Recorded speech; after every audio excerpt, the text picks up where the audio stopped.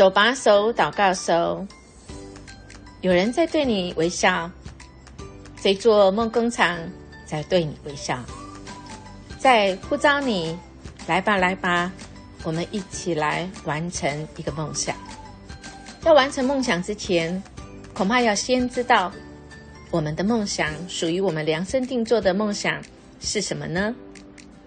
或许我们会觉得，哎呀，这个根本就在扮家家酒嘛，这个就好像是你们在玩一出戏吗？你们在演一出戏吗？是啊，圣经当中哥林多前书也这样说，因为我们成了一台戏，给世人和天使观看。在人生当中，我们都分别扮演着不同的角色，而这个角色剧本从哪里来呢？剧本是从上帝来，他给我们每一个人一开始的人生的格局即便不一样，但我们有一个演戏的规则，有一个演戏的剧本，那个剧本是有共同的一个怎么样演的一个法则，这个法则就是上帝的话。而我们这场戏的导演当然就是我们的上帝他要来让我们可以演得好，让我们真的是精彩的演一出戏，让所有世上天使都能够来观看。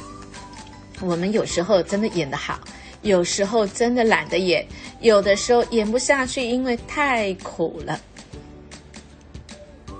我们的苦有人知道吗？我们的苦为谁而苦呢？是我们这个苦是有时间性的哦。在这个剧里面，当我们苦过了，我们就知道我们的这位导演真的是要跟我们拍案说，哇，演得好，演得好，你回家吧，演得好，你跟我一样，将来在神的国度里，在神掌权的日子，我们一起跟神要来在这个世界上，在他所掌权的神的国里面，我们要成为能够帮助人的。好不好？我们今天来默想，在我们生命当中我们在哪方面有主的陪同，我们演好我们的角色呢？恳求主帮助我们，有一段人生的情节很难演下去，很难演得好，求主帮助我们。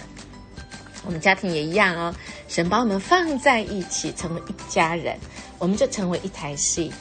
给世人天使观看这一出戏，那个美好的经验，共同来分享，数算神的恩典。手牵手，祈祷的手。